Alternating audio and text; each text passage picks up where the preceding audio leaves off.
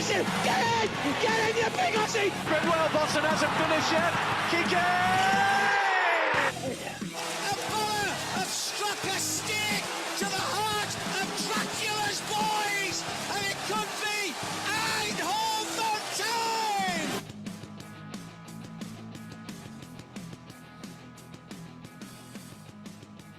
Right, here we go.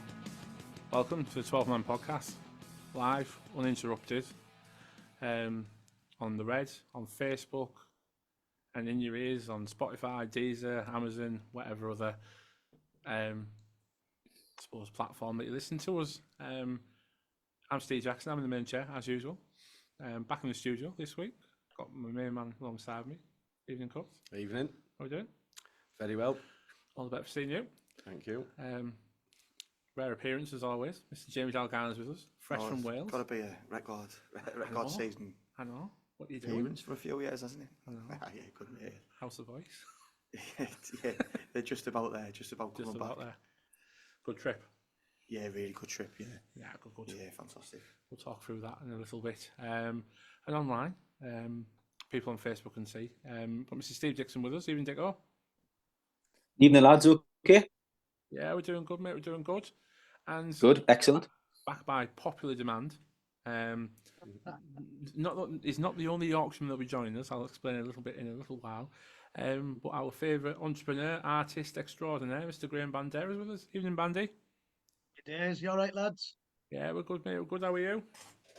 All good. Good to see you all again. We can't As see the season comes to an end. I'll wave to you on Saturday. It's all right. No, it's good to have you on as always. Yeah, we'll give you stuff a little bit of a plug.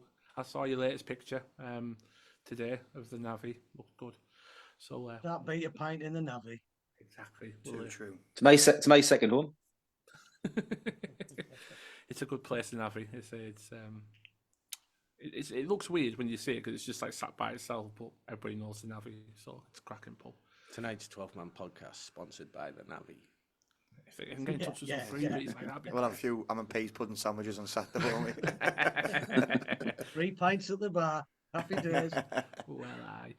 But yes, it's an extended podcast tonight. We're on for not for 60 minutes, we're on for 90 minutes tonight. Something happening, like you lucky people.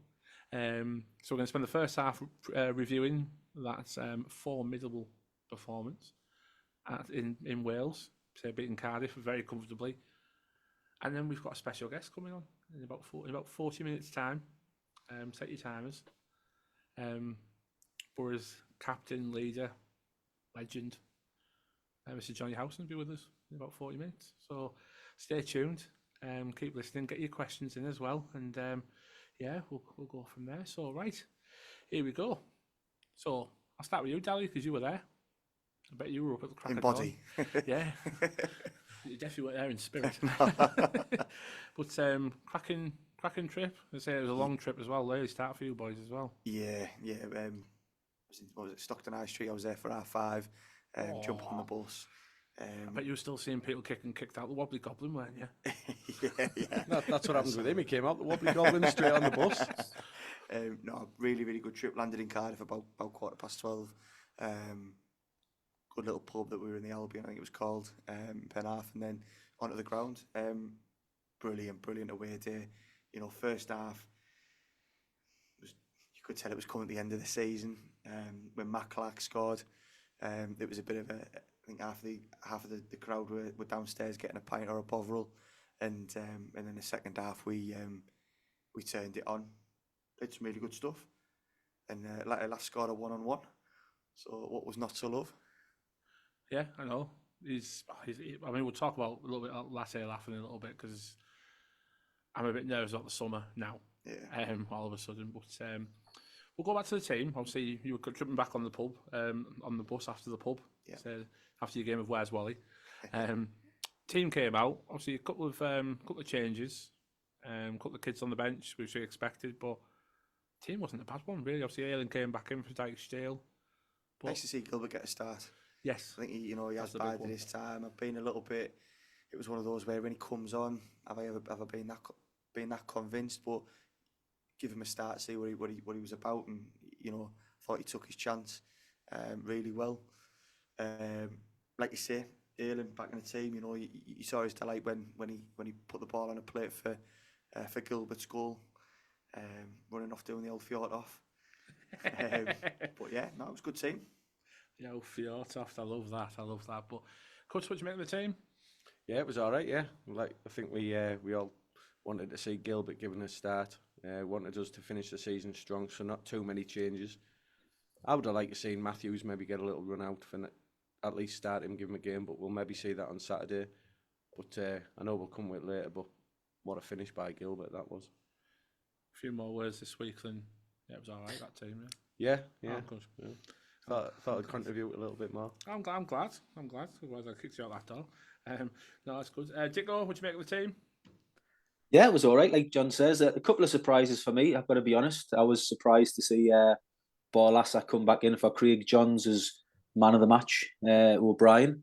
And I was surprised to see Thomas start again ahead of Bangura, who I thought might have come back into the side after an impressive cameo against Leeds. But I wasn't worried with the side that was out there because it had enough quality in it, I thought, to get a result. Little slide dig there at Craig Johns. Just a little one. I know you'll disagree with that, Bandy. You're a massive fan of O'Brien, but pretty solid team, that, isn't it? And it's good to see, obviously, Gilbert getting a run out in the first team as well. Yeah, I did. I mean, the last few times he's come on, he does actually look technically good. He played that beautiful ball over for Lath's goal against Leeds, and that's obviously given him a platform to get a start, I think, because it was a beautiful ball. Had a great game, fantastic goal, beautiful finish, top corner. So fingers crossed that he can get a good pre-season under his belt, and then we've got to give him a chance. You know, we have to, because he might have something to prove. He's looked all right. But the team itself, I think at the moment, you could pick any 11 and they'll perform because the confidence is sky high. They've obviously had a bit of a chat with the manager, and you know it's key that we finish the season strongly, and hopefully we can start next season strongly and sort of kick off where we left off. But as I say, the team itself was all right and took the game to Cardiff and absolutely tore them apart, to be fair. So, and it was nice to see four different scorers. Azaz back on the sheet again. Aylin with another assist. Clarke, he's deserved his goal. And none more so than Gilbert, really. Brilliant. So, yeah, buzzing. Just in the starting 11, Jack, we're on about the starting 11. When you think about it logically, if we happen to tie down Aylin to another year, we potentially got 8 starters next season playing against Cardiff. You had Dieng, Clarke, Vandenberg. If we sign Aylin, tonight's guest, Jonny Howson, Isaiah Jones, Finn Azaz. Have you done a U-turn on Aylin? And Lath. Have you just pulled up a Teesside Park and done an absolute donut on Luke Aylin? I didn't think you wanted Luke Aylin. I think you're deaf, Bandy.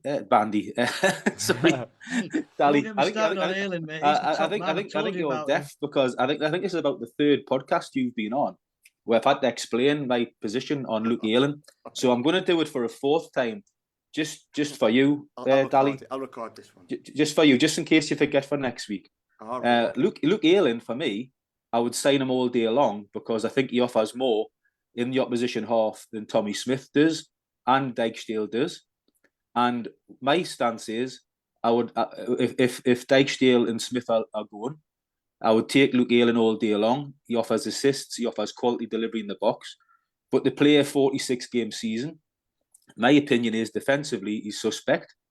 I think he can be got at by the better players in the league. And if we're pushing, trying to push for promotion to the Premier League next season, I would like to see Middlesbrough bring in a younger, quality right back / right wing back to compete for that position next season. And that's basically my position, Luke Aylin. So let's hope next week you don't ask the same question, pal. Oh, well, I'll ask it again, don't worry. No bother. 1-1, Dally. Up the 1-1. So getting back to the original point, regarding the team on Saturday, there was actually 8 potential starters next season that played against Cardiff.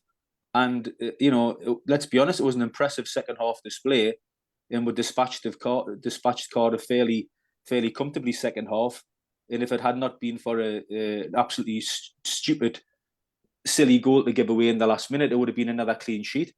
But unfortunately, we decided to do the same bad habits that we've done recently against Hull and overdo it at the back, which cost us a clean sheet, which was a shame because the goalkeeper had actually played well and the defenders had all done well, especially Matt Clarke, who you could see when we conceded the late goal was absolutely furious with Dieng and Aylin trying to play out from the back. I mean, I know we'll probably cover the game, but just on that particular goal, Dieng had 3 opportunities to clear the ball and Aylin had 3 opportunities to clear the ball, and they decided that they wanted to play tippy-tappy back to you, back to me football. And Cosworth, which was a richly deserved clean sheet, which was the only blemish really on a fantastic away display. It can't be a fact because you didn't put your glasses on. From our point of view, the fact that Clarke was so raging when we're 4-0 up, that's exactly what I want to see in my team. That's my kind and of it's attitude. exactly what we need for next season. We say it every week now, he has been fantastic since he came back. Fantastic. And that's what we've been calling here for, haven't we? We need leaders and we need people that are going to raise the standards of others and call people out on the pitch if they're not doing the job correctly. And that was a perfect moment to do so because it was really poor play between the two of them. Can I start? He's captain material, I think. Clarke. Oh, big time. I think it's in him to be a natural leader. The way he's come back from that lengthy injury, he's brilliant. And also a lot of stick on social media. People just didn't give him an opportunity, and he's come back fantastic. He's been so good, and he's my candidate for player of the season. If I'm being honest. For player of the season. Yeah, even though he's not played the full season, I just think the way he's come back against in a time of adversity, really. Yeah. To come into a team which was shipping goals for fun, we were an embarrassment, to be fair. And he seems to enjoy defending. You know, he's applauding his own tackles at times, and that one at West Brom where he's doing the diving header on the floor, you know, and it's just crazy. He's old school, isn't he? So yeah, he's old school. He put his body on the line, and this is.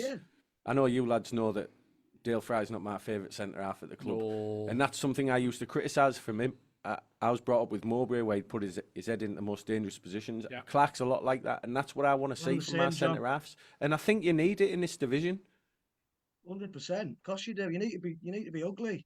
Yeah. You know, it's nice having players who bring the ball out and can pass it well, but you know, first and foremost, you've got to be able to bloody defend, and that's been our Achilles heel. Particularly start of the season, we were just all over the shop, and when he's come back in, he's steadied the ship, and I think he's been brilliant. And I think he gets the best out of other players. Yeah, absolutely. I don't really pat myself on the back too early, but I've raved about Matt. I like Matt Clarke. I really do. Yeah. I think he's up there with Lenihan of how good he is. When he's fully fit, he's brilliant. He's massively won me over, and I agree with Graham, which I never thought I would say. He would be up there for my player of the year as well. No, I don't mean that way. I mean in terms of Matt Clarke being player of the year. I mean, I just think he's been a real surprise package. He's been player of the year in a number of clubs throughout his career, and I never understood why when he first came into the Middlesbrough team. I didn't really understand and get it, but over time, you know, you see the man every week after week putting his body on the line, his head in the way, his foot in the way, and he's been immense when he's played, and he's dragged others around him up to higher standards. And you know, if I'm talking about player of the year, I think it would be a toss-up between the two centre backs of Vandenberg and Matt Clarke for completely opposite reasons. One, because he's a young lad that probably wasn't expected to play as much football this season, who's come in and excelled and is going to be a top player. And Matt Clarke, the other way, wasn't expected to play as much football because others were perceived to be better than him. But he's come in, took his opportunity, put his body on the line, and dragged others around him up the levels. So for me, between them two for player of the year, I think they've both been outstanding. I think the first game he came his first game he came back after his long injury was he came on as a sub, didn't he, at Leeds, and the first thing he did was he gave a penalty. He did, yeah. Here we go. And you know, he's grew from then. Then he's been, you know, you think only back a few weeks. I think he was our only defender on the pitch at one point. He had Howson next to him. So yeah, absolutely amazing. To be fair, but that obviously when he gave the penalty away against Leeds, I think he grew straight away because obviously that was like end of the first half kind of thing. Yeah. In the second half, he was immense because we were brilliant in the second half, and I thought we should have got a point, Aylin Road, that day. No point you looking at me. You were absolutely paraplegic, you. But But yeah, we should have got a point that day, and I thought he was fundamental to what we were doing, and he's been brilliant all season. He's not my player of the year. I mean, I'll talk more about that next week, but he's not far off. He's been brilliant. He's my most improved, most definitely. But that leads us on perfectly to obviously our first goal. It was a very drab, dire, boring first half. If you're a neutral, you've turned off. Right, let's face it, you've turned off. But then ball goes in, back post. Azaz, beautiful ball back to the back post, and there's Matt Clarke with his Tyson Fury boot. But a hell of a finish. I say, a keeper was flat-footed, didn't really know what to do, and. Do you know what you mentioned there, Azaz? He was class, absolutely class, and the ball he put into the box was, you know, bang on the money. Yeah, it was a good team goal, good set piece goal, and like you say, it was just a strange one because of the time that we scored it from where the away fans were. You couldn't really see if it had gone in or not, and then until you saw the Borough players reacting, but it was good to see Clarke get on the score sheet. I know. When they were showing the goal back, I know the commentators were saying, "Oh, we were just checking it was in," and I thought, "What do you mean you're checking it was in? It was in." Like Latte, Lath looked at the ball go over the line and went, "Yeah, that'll do," and picked the ball up. But then, obviously, speaking to the people that were there Saturday, I spoke to a few, and they all said, "Well, we didn't really know until we saw Latte Lath pick the ball up and run off with it." Like, "Oh yeah, it actually is in." But I'll come to you, Dicko, because that is a big shout for Azaz. To see that ball in, 2 assists, 1 goal on Saturday. He really has grown into. Is it? I mean, I know most of them were with Plymouth, but figures-wise, he's actually in double figures for both goals and assists this season. Yeah, as I say, to get him at £2 million is a great bit of business, and I'll pat myself on the back because I did call it when we signed him. I said he was going to be a big player for us. Once he settles in and he gets better players around him, I said he'd become a top player for Middlesbrough. But he's actually doing it quicker than even I thought. I think playing sort of floating behind Lath's helping. I think they're getting a good understanding. He's sort of picking out Latte's runs now and knows what Lath's game is. And he's just a class act. He always seems to have a little bit of time on the ball, sometimes a little bit too much time on the ball, but he's got that little bit of quality. And like I called him the Championship Zidane for a reason, because he gives you that impression of a player that just has time and he can pick a pass, but also he can produce that little bit of quality, a little bit of magic with a free kick or a shot out of nothing. And he was my man of the match on Saturday against Cardiff for that reason. There was some good performances on Saturday, actually. There was 3 or 4 that could have been man of the match. But for me, Azaz, just with his quality, as you say, the free kick that he puts in for Matt Clarke, the ball was actually Zidane-esque for Lath's goal. Puts it over the top, perfect ball. Lath does well, gets in, smashes it home. And his own goal that he scored as well was harder than it looked. It was great play by Gilbert to bundle past the 2 defenders, but he was sharp when it fell. Was Azaz and got his right boot to the ball, and not only that, he lifted it over the goalkeeper as well at the far corner. So he's just got those moments of class in his game, and I think next season he's going to be a big player for us. I think one thing about him, he's only going to get better as well. 22-year-old. Yeah, exactly. I know he's not a kid, but in football terms, at this level, he is a kid. Playing regular first team football in a competitive league, a tough league to play, very physical. I think he'll grow not only as a player, I think his physique will grow. And I'm looking forward to seeing him next season, hopefully with Lath and some other new players sprinkled around him. No, he floats beautifully around the pitch and finds little pockets. And when he's in them little pockets, that's when he comes alive. Whether it's a little dink over the top, a shot, a little pass with the outside of his boot. He's got similarities with Viduka, I think, just in terms of his playing style. Like Dicko said, that goal, it was harder than it looked. It was a cute little dink, beautiful finish. He's not going to chase things down. He's not going to press. He's just going to wait for his moments of magic. I really like him, and I think he's settled in quite quickly. He's been great for us, and I think next season he'll be brilliant. I'll tell you a thing about him as well. He scored a couple of what look like easy goals, but he's dinked them. He's very composed in front of goal when he gets the chance. And he's took a few of his goals for us really, really well. What about that one he hit at Preston, edge of the box? Just picked his corner, smashed it, top corner. Wasn't lucky that some players just smash a ball, not knowing he knew that was going top corner as well. When he connects with the ball, he almost caresses it, but he can caress it with power, or he can caress it into a corner neatly.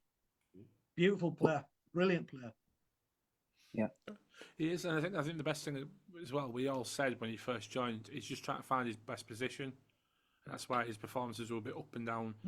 He's found somewhere now where, like you just said, that partnership he's built up with Latte Lath is brilliant, and you actually saw bits of that on Saturday as well, because he got put out to the left hand side, and he didn't look at all completely comfortable playing in partnership with Thomas. As soon as he started to drift himself slightly back into the centre, he looked brilliant again, and he looked like the player that we wanted to sign, and we did sign. That's just been getting better and better and better. So it's. I don't think he's keen on the hard yards tracking back so much. I think Thomas was having a bit of a go at him, wasn't he, in the first half of that and stuff. But let's be honest, them type of players, you've got to roll with the punches and the blows and use them for what they're good at. And like Bandy was saying, you want him in the pockets, you want him in the final third, getting at them little spaces and creating. And if that costs you a little bit on tracking back from time to time, well, you're just going to have to accept that, because those type of players, that's just the way they are. Well, I think ultimately that's where your midfielders have got to dig in and chip in and help out, just to free him up. Well, yeah, he's been brilliant as a 10. I think that was probably his natural position now, I would say. That's ultimately where he's going to play, and he's going to play behind the centre forward in a floating role. Definitely. Where the emphasis isn't so much about his hard yards and grafting back. He'll work the front line hard because he's shown that. Okay, if it means we lose something tracking back, his goals and his assists will be worth their weight in gold if we're going to push for promotion next season, like we all hope we're going to. Well, that's it. And I suppose playing as a number 10, you're not really expected kind of thing to track back, are you? As a number 10, you sit behind the striker and you wait for the ball. As you're the link guy between the back and the front. So I can see in his way why he's not so keen to go back, because it's just not his forte. It's not exactly what he's about, is he? So, but I mean that builds us on quite nicely to the second, because it's weird we talk about Clarke, now we talk about Azaz, and who scored number 2 for Azaz. And I don't know how it looked to you in the away end. For me, it looked like he kind of fell over, and then that just flung his foot at it. It just went over Horvath. It was a good finish. It was a really good finish. Because it's a good bit of footwork from Gilbert as well to get the ball in to the space. Bit of great positioning, like you say. Gilbert's bundled past a couple of the players, and the ball's trickled to Azaz. Like you say, fantastic finish from where it was a cracking finish. Yeah. There was some good limbs. Yeah. Taken off. Yeah, so I saw the limbs, and there was a couple of blokes flying about, and that in the away end, it looked good fun, and then he moved straight on, and they're obviously pushing for a third, and Bandy, that finish from Latte Lath, we've got a hell of a striker in that boy. 8 goals in his last 7, 15 goals this season in the league. All of a sudden, he's kicked into gear. He's kicked into gear really well, so quick. He looks like he's been on a training camp with Mbappe. He's just completely transformed himself. 3-4 months ago, he'd have missed that. He'd have either shanked it wide or put it in Rose's head.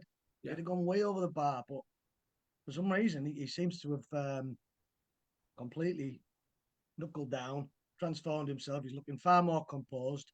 Every chance he gets now, you think, there's a good chance this is going to go in. He scored some beautiful goals, left foot, right foot, smashed finishes, dinked finishes, headers. It's just been them one-on-ones, hasn't it? At the moment, he's got a lot. We've got a proper striker on our hands now.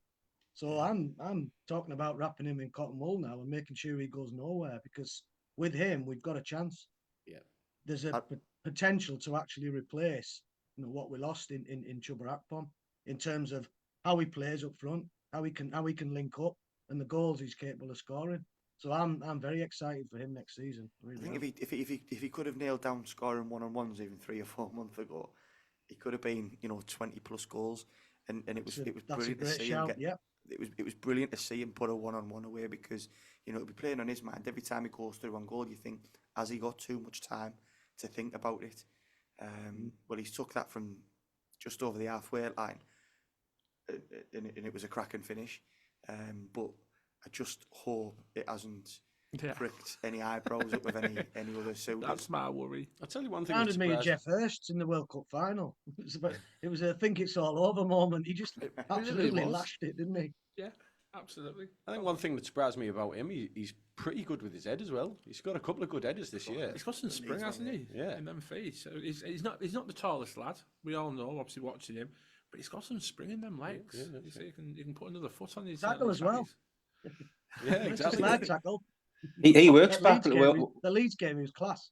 So he's a mixture. We're on about Azaz not tracking back, but Lath does do the hard yards. He was playing left back and right back against Leeds and tracking back. And I just think, when they come from abroad, from a different league, they take time to get up to speed with the Championship. It's a hustle bustle league. Look how long Chuba took to get up to speed with the Championship and work it out. And it was a clever manager, Michael Carrick, that made Chuba get that extra 10-15%. Well, I think Michael Carrick needs a bit of credit with Latte as well, because when he came in, he was a little bit raw. You could see his talent. He was getting into spaces, getting in behind, but his finishing wasn't quite up to scratch. Well, he's quickly put that right, and I think Michael Carrick will probably have a lot to do with that. And as you say, like Graham says, his finish on Saturday, well, he lashed it, didn't he? So. Well, it was a spot-on goal. He's got to be worth about 200 million now, because we've said his work rate's like Roy Keane. He scores goals like Jeff Hurst, and he's as fast as Kylian Mbappe.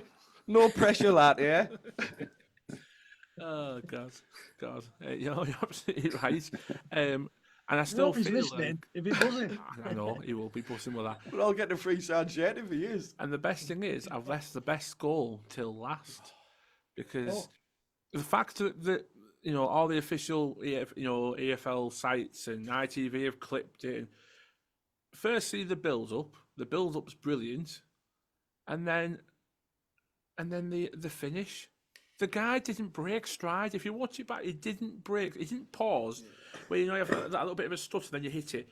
He didn't. He just strode straight and went bang. I think I'll put a couple of quid on Gilbert and all, and Frank Lampard-esque him, just drifting at the edge of the box. It was a brilliant finish. What a ball from... I tell you what, you can talk about the finish, but the build-up was fantastic as well. It's every aspect of that goal. And that's why we play the ball from the back. I know sometimes we come on here and we criticise about how we're playing. That's how Michael plays. And a goal like that is a joy to watch for this football club. And the thing is, obviously, all the boats and everything... unbelievable. And I know everything's been put down for goal of the year when, the end of season awards going on Thursday. I'll let you know how it is on Monday. I'm going on Thursday, so that would, for me, and I'm just speaking for myself. Obviously, you might have a different view. I thought that was goal of the season for us. I just thought every aspect of that goal was absolutely brilliant. Tell you what. I mean, the list that came out, I've gone for Force against Sunderland. The touch and bang was just ridiculous, but for build up, for how fluid we played, how easy it looked, and how stupid we made Cardiff look at the same time, and the finish, every aspect of that goal had everything. It was brilliant. It was fantastic, and one person you've got to give a little bit of credit for is Michael Carrick. Yeah. People have said to him about have a plan B, have a plan C, change the way you're playing. He's stuck to his guns, and this is how ultimately he wants us to play. Yeah. Have we got the team that he wants this season? I would say no. Will we have it next season? Let's hope so. But that's exactly what we can look forward to. We've seen it last season when we had the players, and we were loving last season, scoring goals for fun, left, right, and centre. If we can just sprinkle in a couple of players into that squad, the spine's good already. Of course it is. We're not far off. Give credit to my man Luke Aylin as well. Are you listening, Dally? Whereabouts does he play? I thought there was a superb weighted pass as well. If you watch Luke Aylin's ball, a lot of full backs would have just clouted it across. He didn't. He played a perfectly weighted ball, so Gilbert could just run onto it and caress it into the net. He didn't even smash it, Gilbert. He just had the time and in the space to bend it around the goalkeeper. We've scored a few brilliant team goals this season on the back of last season's. My favourite was the one recently against Hull, when Azaz and Isaiah Jones got the ball deep in their own half and done the 1-2s up the pitch, quick breaking from one box to the other. In next season, you can imagine if we do bring 3 or 4 quality players into that. Like I said, there was possibly 8 players playing on Saturday that might get in the starting 11 next season. We can add 3 or 4 more players to those players. We're going to put a lot of teams to the sword playing that way. I tell you what, Aylin's worth signing alone for that celebration after that goal. Did you see it? It was superb, that. He looked delighted, didn't he? Class. He looked absolutely delighted, and I thought that was probably the first time I looked at Aylin and I thought, I think he actually wouldn't mind being here next year. We're a big He's football enjoying club. life. If Seriously, he's out he loves contract it at here, you can Leeds, this tell. is a big club for him to come to. Yeah. Why wouldn't he want to come Huge. here? I know he's had a couple of sniffs from the likes of Sheffield United. I know Chris Wilder having a look, but The Birmingham drunk. Birmingham, like. I know. When did Birmingham jump in? They'll be, I mean, they're League One. They've League got a One big bound. 90 minutes, haven't they, Ron? Because that's the class. Saturday. He Yeah. won't go there. It boils down to wages, doesn't it? I pretty think he convinced likes he'll being come up. to us. Yeah, He likes being up here. He likes being in the area. He's local where he lives. Sheffield United wouldn't be a bad option for him. Obviously, they can offer Premiership wages to him, coming down with the parachute payments. It just boils down to preference. And if Middlesbrough want to stump up possibly big wages on a player that's coming up 32, 33 years of age, so it'll be down to obviously what he gets offered by different clubs and Luke Aylin himself on, is he making a football decision? Is he making a financial decision? Or is it a bit of both? But I'll be surprised if Middlesbrough don't offer him something. With a good pre-season behind him, he might even look a bit sharper. So, because he's not played for a while until he came to us. Yeah. So, bear that in mind. I think he's definitely worth going for at the Yeah. right price. And I genuinely think he's honest enough to actually take a cut. I don't know how much it will be, but I think he would take a cut to come and play regularly for Borough. Agreed. Genuinely believe that. I think he knows the way we play, doesn't he? He knows the squad. Yeah. He knows the way we play. If we've got Carrick, he knows the freedom he's going to get to go forward. Is he going to get that elsewhere? Possibly, depending on what the setup is. I mean, I don't know. Sheffield United are coming down and they'll have the parachute payments, but are they going to be in a position to put it all back into it, to gamble? They're in financial disarray at the moment. Sheffield United, Yeah. they're a mess. So parachute payments or not, they'll have a lot of debt to clear. So I'm not so certain that he would fancy going there with all that disruption. I just think this club is tailor-made for him right now. Yeah, there you go. That's from our Yorkshire correspondent there. Giving us a lowdown on what's going on. Best to tap him up. Speaking of that, do you know anyone called Kev Mansfield, Bandy? Of course I do. Stop doing a Yorkshire voice, you Hemlinton twocker. So me and you were both from Hemlinton, Bandy, but I'll let you take that one. That's Fair enough. Hemo Twocker, get in there. I've been called worse. Join the club, mate. Join the club. But I mean, right, I'll put a bit of a down point on it quickly. I'll come to you, Dicko. That goal we conceded right at the end. Such a disappointment to let that clean sheet go. Yes, in the grander scheme of things, when you look at the bigger picture, it doesn't really matter. Didn't do us any harm or anything. But I watched the goal back and I saw the amount of players that were in our box. And I thought, there's no way in your head you go, I'm going to play a short ball here. You see all them players in the box, you think, I've got to play this long. There's no ifs or buts. You don't even contemplate playing a short pass, and he just went for it. I think even the Cardiff fans were annoyed at DN. Says it all. well, again, I blame both Dieng and Aylin because one of them had to take responsibility of clearing the ball. They had 3 opportunities each to clear, and 6 opportunities between them, and none of them did it. I mean, Dieng gives it to him, and he gives him it back. So Aylin has the opportunity to clear, but he gives it back to Dieng. So then you think, Dieng, well, come on, then you clear it. And he gives it back to Aylin, who has a second opportunity to clear. Mm-hmm. And he decides, no, I'm going to give it back to Dieng. And it was just farcical. And I would have been the same as Matt Clarke. I'd have been absolutely livid as a defender to give up my clean sheet that easily. And I just don't get it. As I say, it's a worry for me. It's one of my few worries I've got with Michael Carrick, the way we play. I understand. Doesn't matter what minute in the game it is. He's got his set way of playing. He's said it many times in press conferences when pushed. And he defends his players. But it's an Achilles heel that we've got to stop doing. It didn't matter at all against Cardiff. It didn't really matter at all against Hull the other week when we done it, really. But moving forward to next season, it's a little bit of a thing I would like to see ironed out a little bit in certain moments of the game. if it's the first 5 minutes or the last 5 minutes. I'd like to see a little bit better game management by players on the pitch. Luke Aylin's an experienced player. Why he didn't just put the ball down the line when 2 opportunities to do so. Senny Dieng's an experienced goalkeeper. 3 opportunities to clear the ball, didn't do so. So that's still, for me, until I start seeing a little bit better game management, it's a little bit of a worry for me. And I'd like to think the likes of your Matt Clarks had plenty to say in the dressing room about it after the game.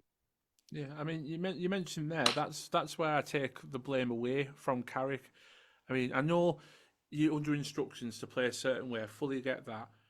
But for the reasons I gave a couple of minutes ago, the amount of players that are in the box, surely common sense would kick into any person, not a footballer, a person, and say, that's a dangerous thing to do right there. That could put us in trouble. Do I listen to my manager and just do it, or do I just get rid? And common sense would have told him, get rid of the ball. Just get rid. Do you know that? Do you know? I really don't understand, right?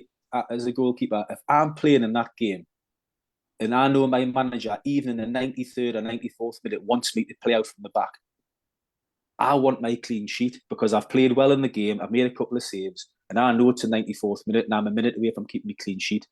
If I kick it long down the pitch and I get my clean sheet, and after the game the manager has a little bit of a bar with us, I couldn't give a monkeys because I've got my clean sheet and I've played well in the game. And I've took it upon myself to make that decision to say, I don't care what you think, Gaffer, I'm having my clean sheet and the ball's going down the line. And I don't understand why the modern player, is like a robot where they haven't got any sort of sense for their own game and their own sort of their own pride of thinking, I need to get a clean sheet here. They still want to play the Michael Carrick way because he's told to do so in the 94th, 95th minute. What are the consequences if they don't? I tell you what the consequences will be. Nothing. All that's happened after that is teams look at Middlesbrough and say, doesn't matter what minute of the game is, just keep pressing them, boys, because they'll not stop doing it, and eventually they're going to give you a goal or they're going to give you a mistake, so just keep pressing them. You've got to, in football, in my opinion, at times, mix it up a little bit so you don't become a one-trick pony. And I don't understand that. So, as I say, moving forward, that's one little thing that I don't understand. Maybe Jonny Howson will put one right later. I hope he does. It's certainly a question I'll put to him because, yeah. I imagine as captain, even I'd be looking at it and going, what are you doing? What are you doing? Yeah. Like, Let's go back to that Chelsea game at Stamford Bridge. We continue to keep doing it, and we're just getting absolutely pummeled every single time. They were just stealing the ball and scoring. Until the 6th one, yeah, we kept trying to do it. So might be worth asking him. I was already back in the middle of West London when the 6th one happened, so I can't say out. But no, you're right. It's that's why I think a bit of common sense has got to come into the players' thoughts a bit. I mean, I just couldn't understand when I've seen the goal back a couple of times. I've now seen it, and I just saw the amount of players, both Borough and Cardiff, and thought, in what universe do you really think that pass to your right hand side is the right one to play at that point? It's the 91st minute of a game of football, we're winning 4-0. Just hoof it. They've done nothing all game. Just hoof it. Get rid and don't worry about it. We've got enough pace up front. AJ Matthews was running the line really well when he came on, so. And Charlie Lennon was putting some legs in as well. You know what I mean? The kids would have done the job when the ball went out and played the press at the front. So, yeah, it absolutely baffled me, that goal. It really, really did. Slightly off topic, but have you seen the way Grealish plays now for Man City on that left-hand side? He just does not take any men on anymore. He just gets it, takes a couple of touches and just plays it simple inside. Yeah. I believe that is him playing under instruction from Pep.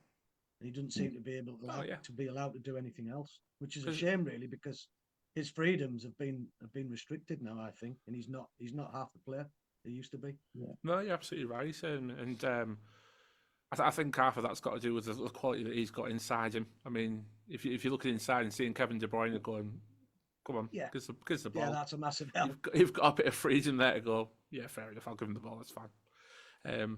But no, I mean, yeah, two completely different worlds, comparing.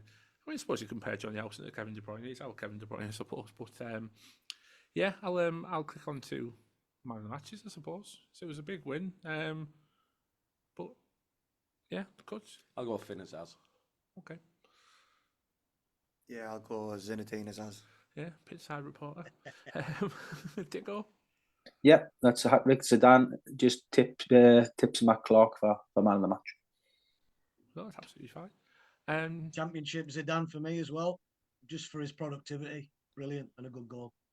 Yeah, I'm going to say two assists, 1 goal. Haven't seen. Can't argue with that, can you? Three out of the 4 goals. That is your talking point, isn't it? So, yeah, it's fair enough. But wow, we've all agreed on something. That's a fair. I know. Are you sure you don't want to disagree? He hasn't put his glasses on. It's fine. There's nothing coming. But no. But yeah. So that's obviously Cardiff game done. Just while we wait for our guests to come on, we'll do a quick preview on the Watford game. See, last game of the season, we've started seeing it coming in. You know, a couple of players where have come in, started to show what they're made of. I say, especially Saturday, Alex Gilbert, AJ Matthews. I think the countdown's on as well now to who gets shirt number 1,000 for the Borough, because that's quite close now.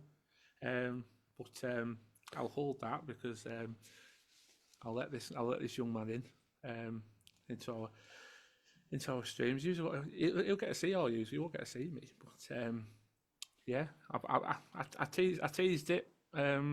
Obviously, we all know who was coming on. 601 appearances. Get your goal right. Yeah, 55 goals.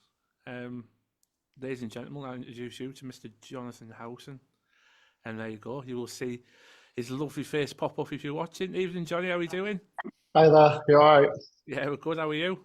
Yeah, good, thanks. Sorry, Good. just working out all this Zoom stuff. I'm not great with stuff like that. Just look at the camera, smile, and you'll Yeah. be absolutely fine. There's lots of people that have come to see you. So, yeah, firstly, many thanks for giving up your spare time to come and chat to us. It's been No, it's no problem at all. Thanks for having me.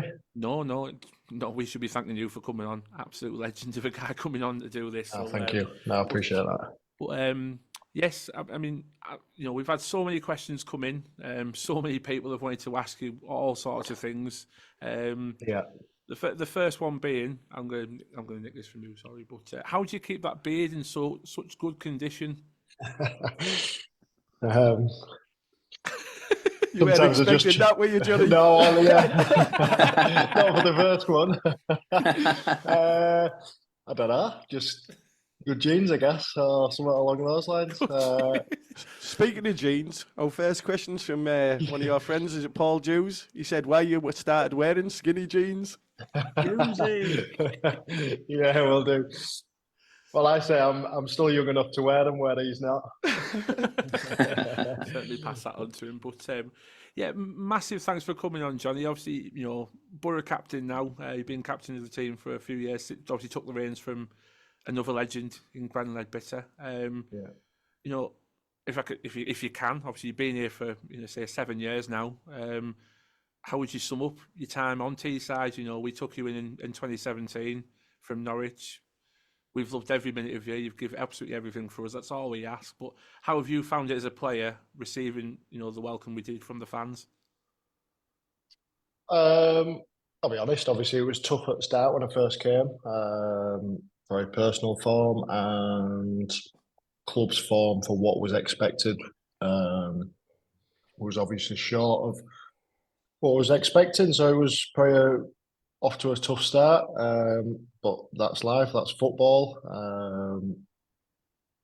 It's never going to be plain sailing or smooth road all the time, and you've got to show your character. You've got to keep going through the tough times, and I think I've done that. I managed to turn it around, and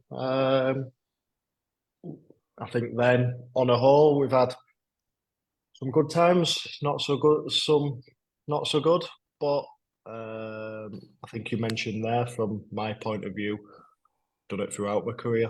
I'll always give everything I've got because I can take it if someone thinks they can't pass, tackle, shoot, dribble, whatever it may be. But if anyone ever questioned my attitude or commitment, that is the one that I'd hurt, because that should be a given. That's something that everyone can do. I've learned over the years, it's a skill as well to do it consistent, to do it day in, day out.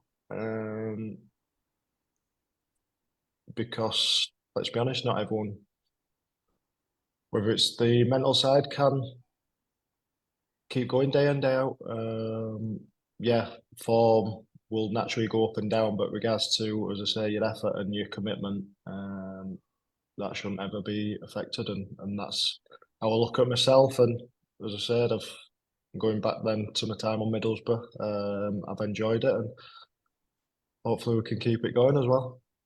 Is there anything else you want to add to that, Jonny? Well, that's what I was expecting. Yeah. I'll be Jonny, honest with you. Yeah, Jonny, come on, we'll jump in straight away because there's thousands upon thousands of Middlesbrough fans who'll be listening to this podcast either live or this week. And Steve Gibson recently said at a fans meeting that he would love you to stay on next season. So don't be like Bernie Slavin and sit on the fence. What we're going to ask you on the podcast is how is contract talks going with the club, and will we all see you in a Borough shirt next season, mate? Until anything gets sorted, it is obviously sitting on the fence. Come on, Jonny.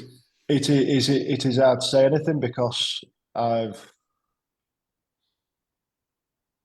in football anything can happen. So until it's actually all sorted, I don't think it'd be fair for me to comment either way. I'd love to stay. It's great that the club wants me to stay. And hopefully we can get sorted. And I'd like to think it would do. I can't see any real reason why it shouldn't. But look at the grin on his face. Look at the grin on his face. Until it actually gets sorted. So can we say until the I's are dotted and the T's are crossed? Yeah, usual stuff, Pickle. Yeah. But it's been like that for the past few years, hasn't it? You know, so regards to myself, or let's be honest, even the fans, it's same as it has been past few years, and hopefully we have the same outcome as well. Good. I think, Jonny, since you've been here, go on, Bandy. Yeah, I think, Jonny, since you've been here, you've been consistently brilliant. But the last couple of seasons, your form has been impeccable. So I think you've got some serious bargaining power now in terms of getting an extended deal, etc. So if you can put that forward to them as well, that'd be great. I'll do my best. Yeah. Well, are you going to sign the contract, Benjamin Button? Yeah, Benjamin Button. You seem to be getting younger, even though you're getting older, and you're playing. I mean, particularly that playoff season last season, where everything just clicked and we were just motoring through that final third of the season up until playoffs. Brilliant, absolutely class. And there's parallels now with this season. I mean, we're finishing strongly, and we were saying earlier that we just hope we can, kickstart next season in the same vein of form that we're in now. Particularly yourself. Yeah. Obviously, going on the past couple of seasons, it's probably the starts that has possibly cost us, over the full season. Yeah. And hopefully, as a team, as an individual, we can have more of what we've had recently. Because what is it? 1 defeat in 11 games. I think at any level is some going, especially in the Championship. Well, let's be honest, a few aspects at times this season we've been short on numbers because of obviously injuries, and that's part and parcel of it. But to still put in some of the performances over tough periods, the Christmas period where a lot of games with small squad due to that, I think it's testament to everyone involved.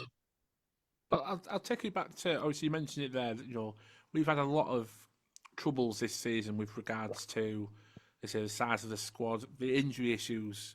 People underplay it a little bit, but if you write it down, you write it all, in one piece, it's huge. The injury list we've had this year has been huge. How did you find it as a squad to quite kind of deal with that? Obviously, the amount of change that was in the dressing room with regards to available players dropping in and out all the time, injuries falling. It must be at least twice a game we were finding injuries. It must have been really tough, especially as captain, to keep the players going alongside the coaching staff to push us through that tough period.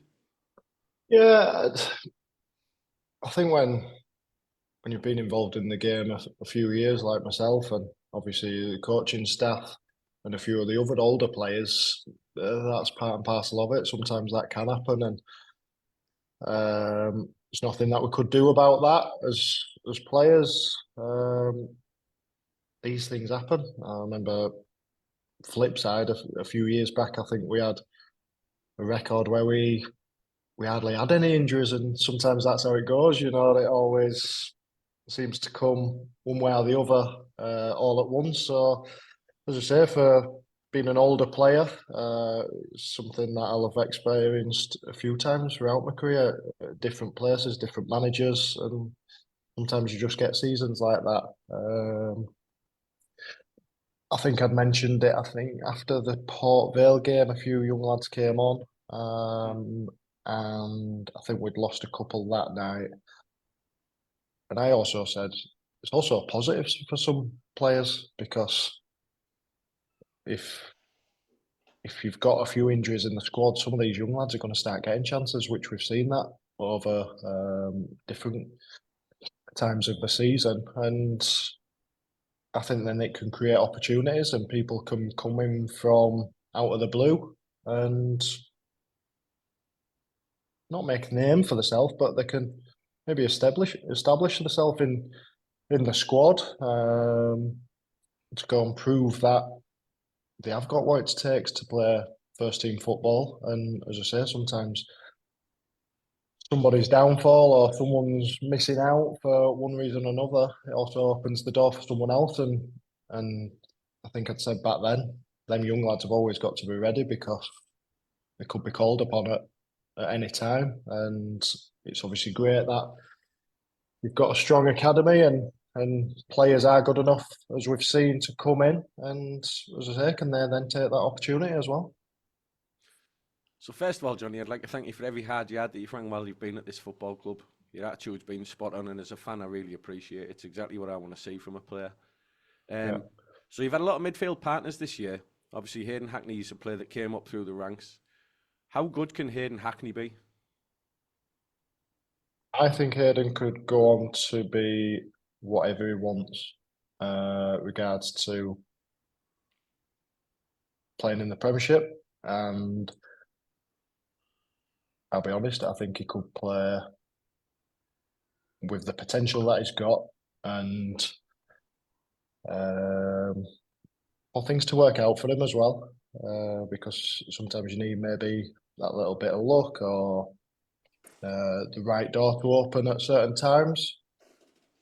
But I think he could be top half Premiership as well, or even one of those top 6 sides. And I look at a young lad, different sort of player, but some that I have played with, one that sticks out was Fabian Delph, who was a couple of years younger than me, and we came through the academy. And he went on to play for Man City. And I look at his breakthrough and Hayden's breakthrough, and yeah, different players, different type of players, but both have the right attitude, which I think is a massive thing. I've spoke a few times regards to Hayden, obviously being involved with the first team now, regular for over a good year, and his attitude round the place, he's kept his level headed. It's not changed one bit, and I think that is sometimes what can take you to certain places. We all know the ability that he's got, and because it's there to see. But has he got the mindset? Has he got the determination? Has he got the work ethic? He's got it all. So, as I said, if certain doors open for him, which sometimes, as I say, you need a bit of luck or whatever it may be, but he's certainly got the potential to go on and do that if he wants to. One more from me. From obviously, I dare say a few of the younger lads that maybe haven't had so much first team experience from us this year that we haven't seen. Is there anyone in particular that's been training with you lot that has caught your eye that we might not have seen yet? Yeah, there's a few of them, and there's obviously, as you say, when we're training, There's been a fair few that have been involved with us. I think they've all had a little bit of a spell this season. Obviously, we saw last couple of games, 2 new ones in AJ Matthews and Charlie Lennon, who've done ever so well. And Law McCabe's been with us pretty much all season, training wise, travelling. Who's also got another bright future, and I think another one is Sonny Finch, who's probably been a bit unlucky this season with injuries. But as I touched on before, those 4 have been involved with us and done ever so well. And it's nice because you can see more they're involved with us, more comfortable they come, and it obviously benefits them. But like I touched on before, sometimes they can be with us a few weeks, get an opportunity, and they're straight in. I go back to a few that I've had throughout my career.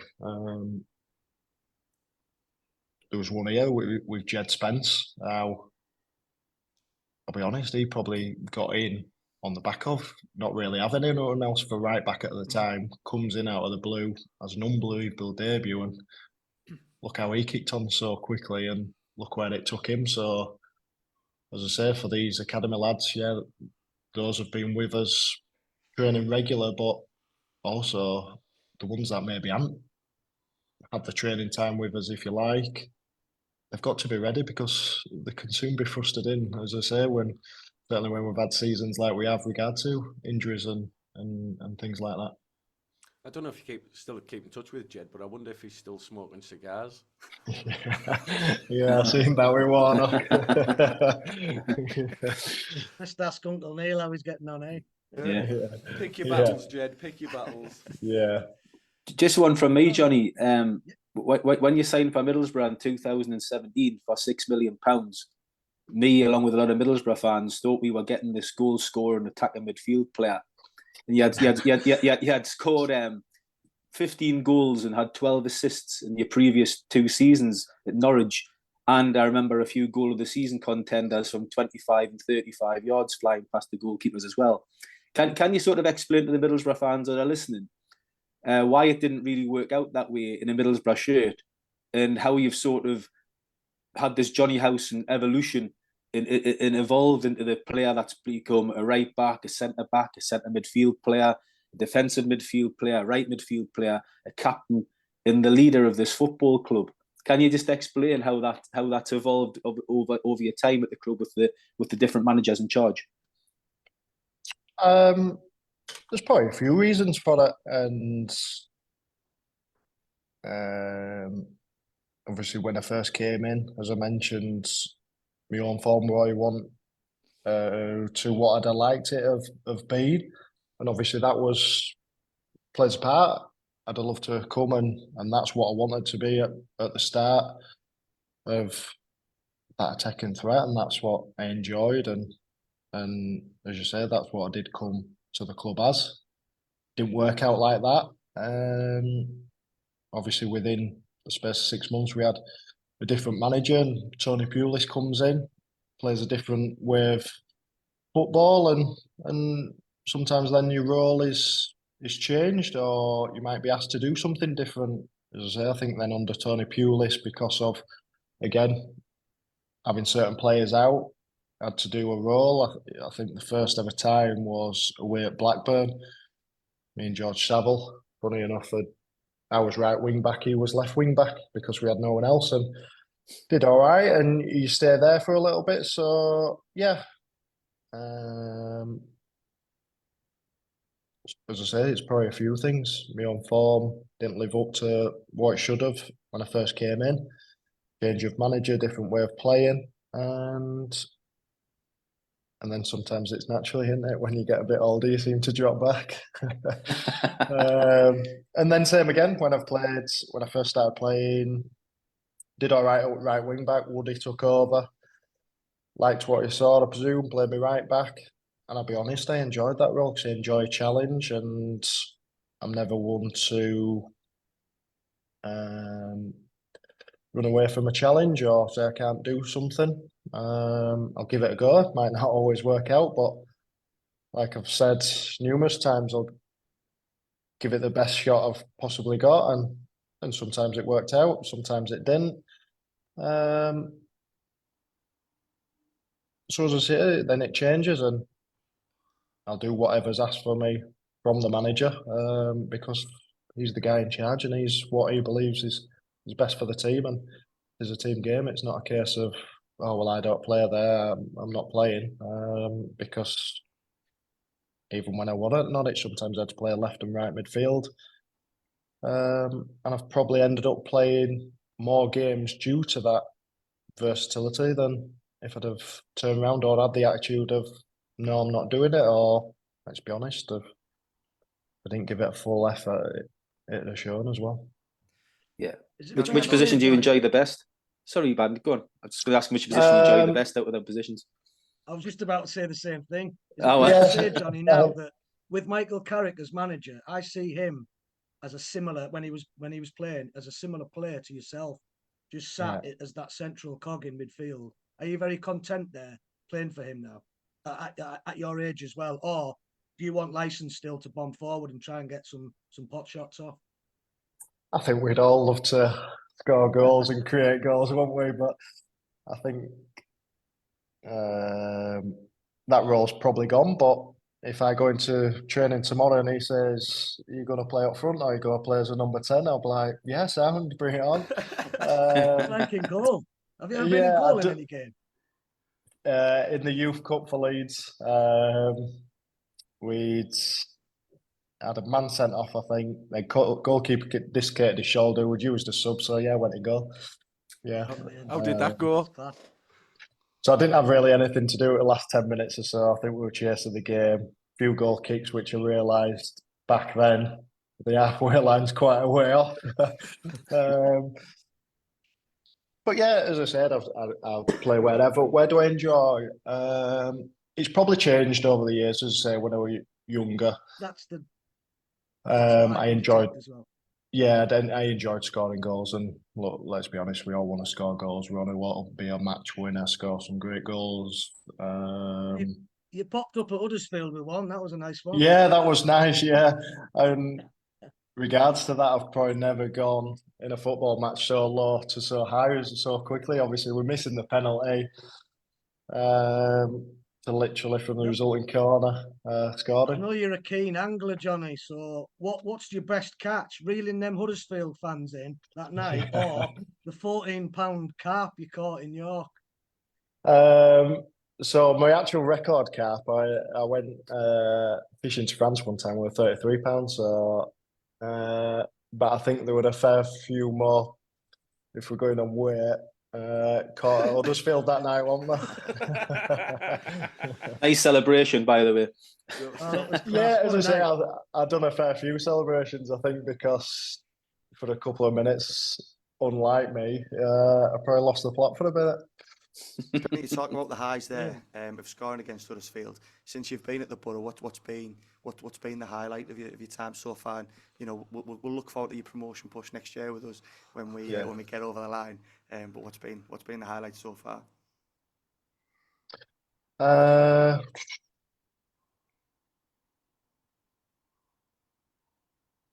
It's hard to pick just one moment out. I think there's been a few standouts. I think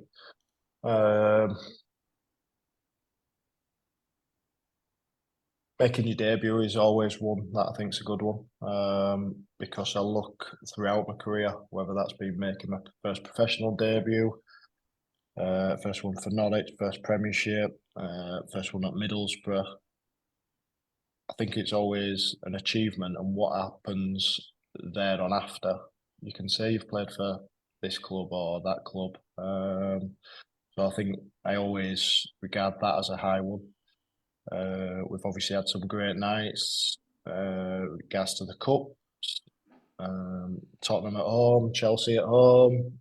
Let's be honest, getting to a semi-final, first time in my career, and it's more than likely going to be the first and only one.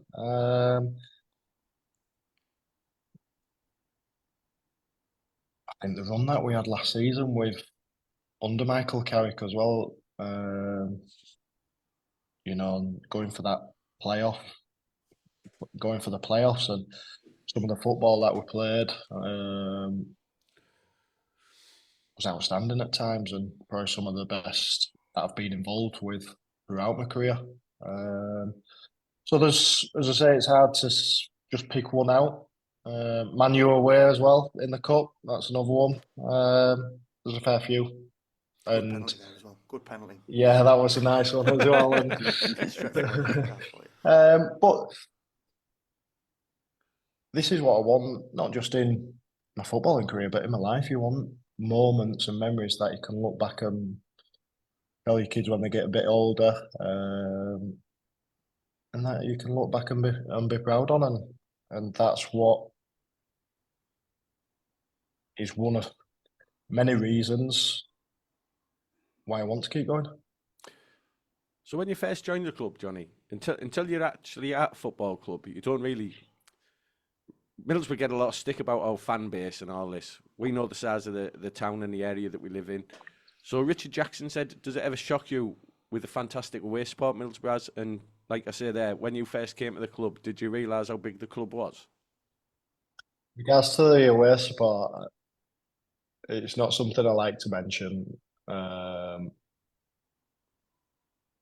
But regards to that, I knew what the Middlesbrough fans were like, because when I was at Norwich and we obviously had the playoff final, I remember getting the bus round and we'd literally stayed in the hotel at the side of Wembley, but we had to drive round to the other side.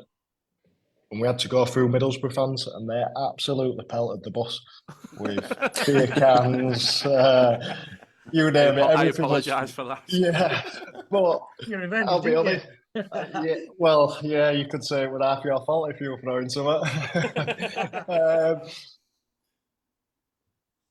But moments like that, yeah, as you say, from personal note, got me right up for the game, and not to think I'll show them, because let's be honest, they're supporting their side, and I'm not encouraging people to throw stuff at the bus. But let's be honest, it creates it, doesn't it? It creates that atmosphere, it creates that bit of rivalry and passion. So I was fully aware of the passionate fans that they had.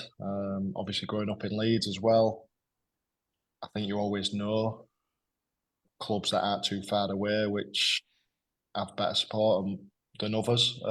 So I was always fully aware of the support that Middlesbrough had, and I think with the history that they've had, some of the teams over past 20, 30 years whilst I've been alive, they've always had good sides as well.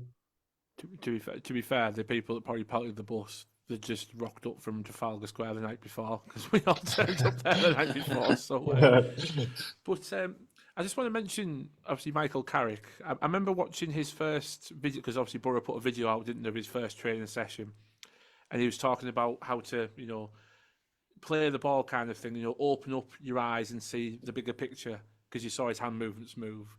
And there was you, banging the picture. You looked a bit in awe of what you were looking at.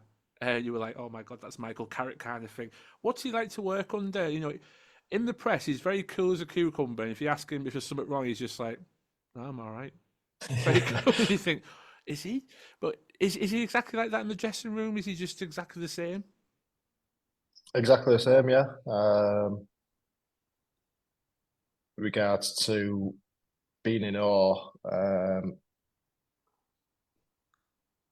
don't think it was a case of being in awe. I think you just respect someone for the career that he's had. Yeah. I think he's one of the most English players that's won the most competitions. I think he's right up there, isn't he, with anyone for what he's done in the game as a player. So I think when you have someone like that coming to the football club, it's only going to be a good thing. And even more for someone like myself, who plays in the same position as him. And it's one thing that gets asked because I'm older. Can you still learn things? Of course you can, because he was obviously an unbelievable player, reached heights that I've obviously never reached. And you just want to learn off these guys. And irrespective of what he's done as well, just what a guy. because, as you say there, nothing really phases him. He's very cool. He's in check with his emotions, and he just wants to help everyone. I touched on it a few weeks back. I've just started doing my coaching badges as well as a few other lads, and not just for myself, but for some of the others. He's invited us up when we've been doing meetings on oppositions or going through things, and he's let us sit in with him and his staff and to pick up bits of advice, and he's always willing to share that advice with you, have a chat, take time out of his own schedule or spend a few hours with you. And as I say, irrespective of what he's achieved in the game as a person and a human being, he's a terrific guy, and I'm just thankful being at this stage of my career that I can be working with someone like that. So excluding the current manager, Jonny, who's the manager you enjoyed playing most under? And we'll put it this way: which of the managers wouldn't you sign for again? Which was the most enjoyable to play under, and which was the least enjoyable that you didn't really get? Regards to the least one, touched on it when we were on about the positions. Regard to Pulis, there's no right or wrong way to play the game. We all have our own opinions of what we'd prefer, but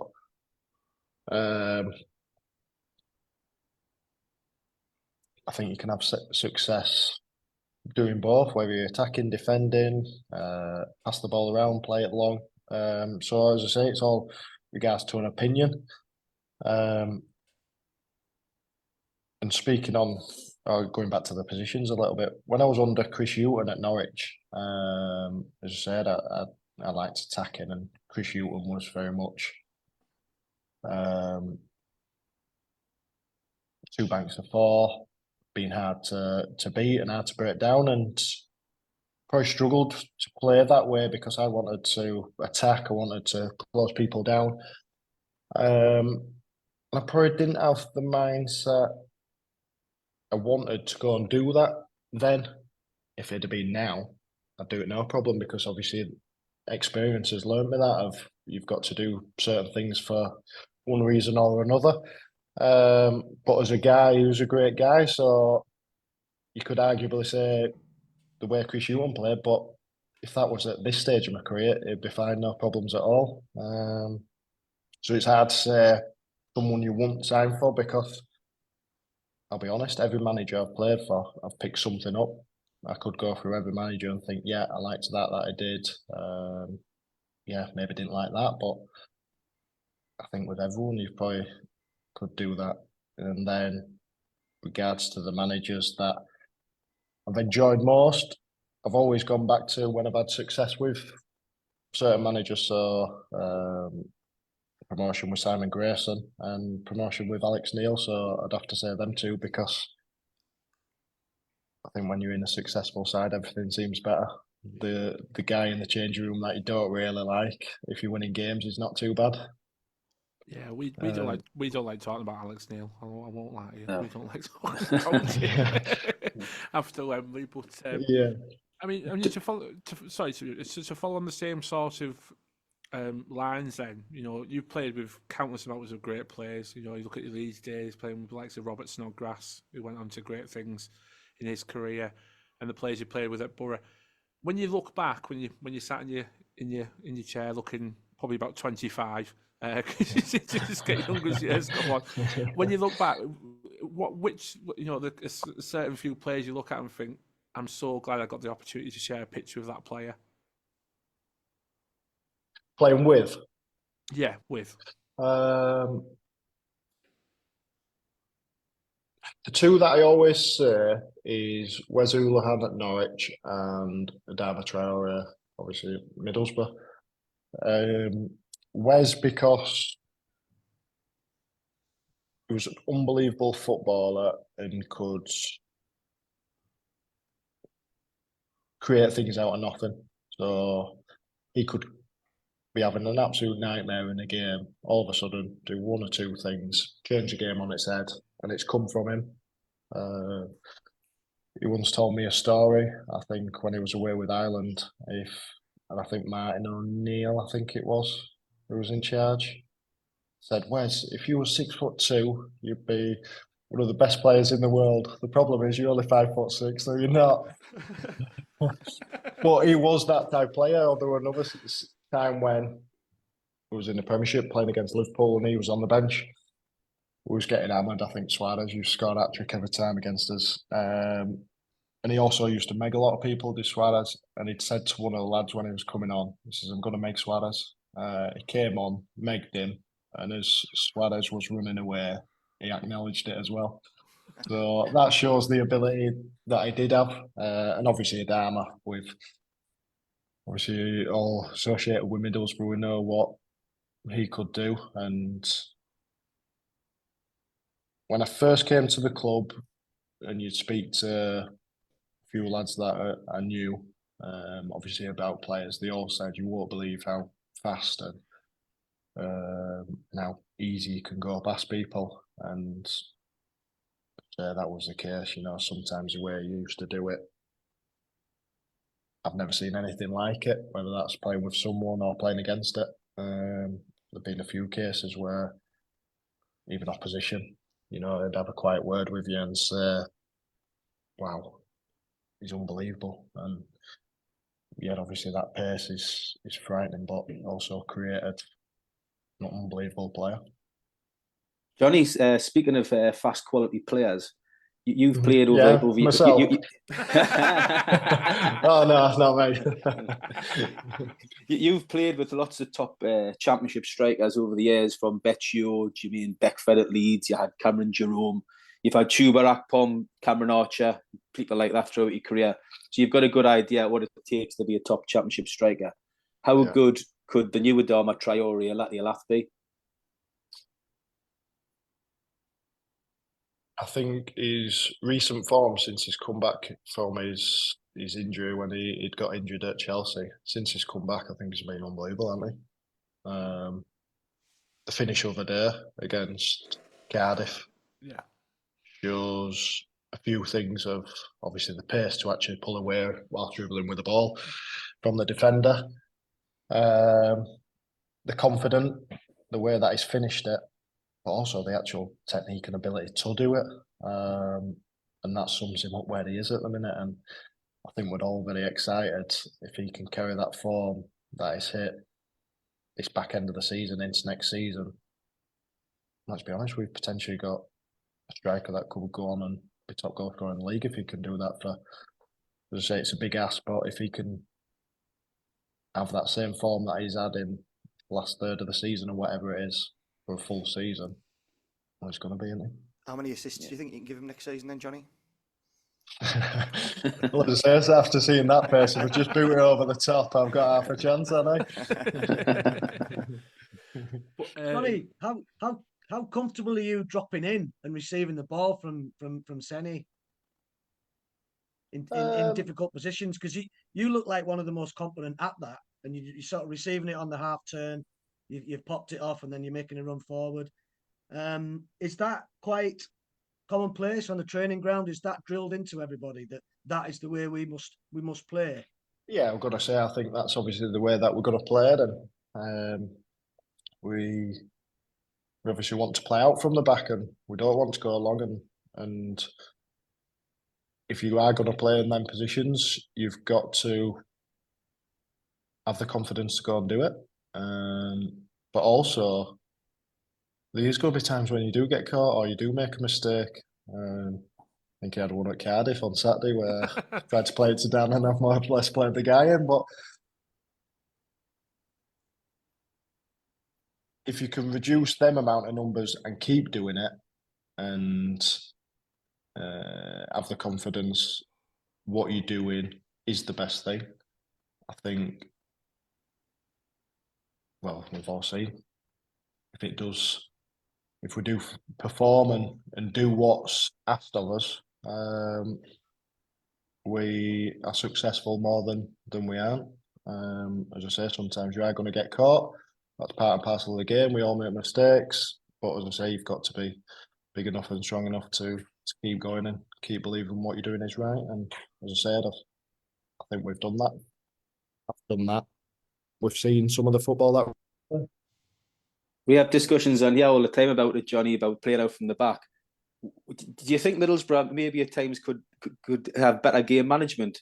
And what I mean by that is when you're conceding them type of goals in the last minute of a half at Hull and like the 91st minute at Cardiff, do the players have discussions after these mistakes in the dressing room and say, look, in those moments, could we not make better decisions by maybe playing it into the channel or playing it long? Has it got to be that we've got to play this football every second of every game, or is there no room to sort of mix it up a little bit in games? Because I just feel if we keep making the same mistakes over and over again, it's going to cost us the next season as well. Of course, obviously, you need that game management. As you say there, at certain times, maybe going in at half time or towards the back end of the game. Do you just go long and be a bit solid? Obviously, it depends maybe on the scoreline at the time, but as I said, it's only natural then when mistakes are made, people then question, you go longer, or you should do this, that, or the other. But sometimes you've got to accept that this is the way that we play. Sometimes we are going to make mistakes. Sometimes we are going to be, let's be honest, under a bit more pressure from a certain team, maybe the way that they press or the way that they're set up. But saying that as well, yeah, of course, game management as well is part and parcel of it. But that's also things that you've got to learn and got to adapt. As I say, go back to being brave. You might have been asked to do something, but it works both ways. Just because maybe a manager asks you to do it, or flip side, if there's a few groans from the crowd, are you strong enough to keep doing what you believe is right? We've talked about Michael being really calm. We've met him in group sessions ourselves, and he comes across as like that. Have you ever seen him absolutely lose his head? There's been a couple absolutely lose his head. Maybe not to that extreme, but there's been 2 or 3 times maybe, that there's been, I think they've been at half time 2 or 3 times where he has had a go at us, and obviously rightly so. There's times when he will do that because it's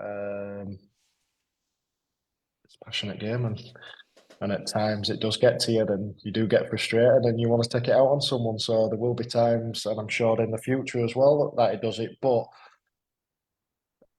that's also his character as well, isn't it?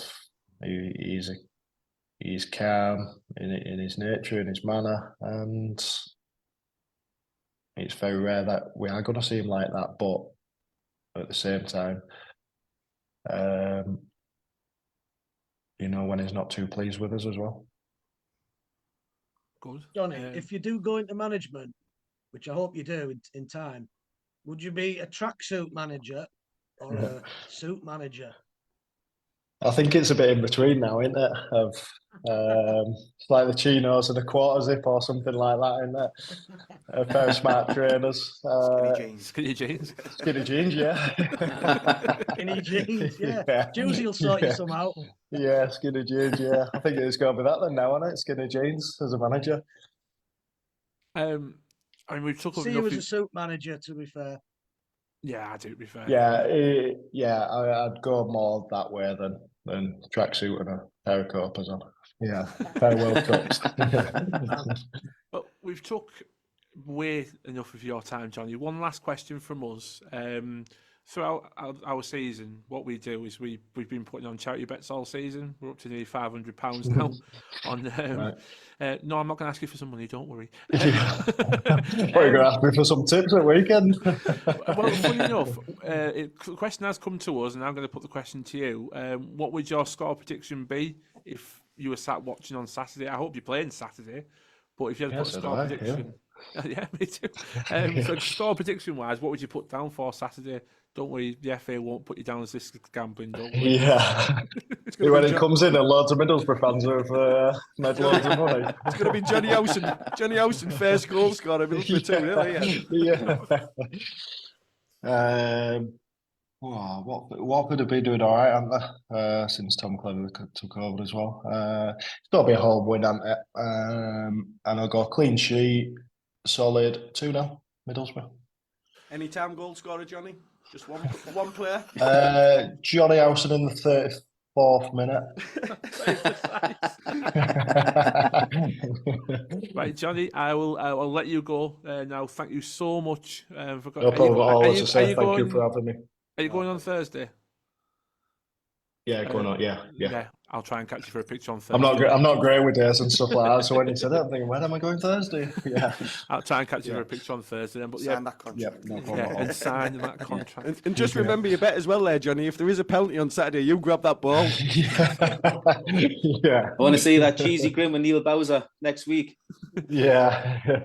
Hopefully so. Thanks very much. But yeah, massively No. appreciate it. Thank you No so problem at much. all. We'll leave you be. No, Thank you very appreciate much. that. Take No, care, thank Johnny. you for having me. Cheers, Johnny. Thanks, Johnny. Thank you. Thanks. Thank you. Bye-bye. Cheers. There you go. That was Jonny Howson. Absolute legend of a guy. That was Top quality. Unbelievable. Obviously, before we wrap it up, I'll hand over to yourself to. Yeah, well, I'm going to go for Gilbert 3-1. Yeah.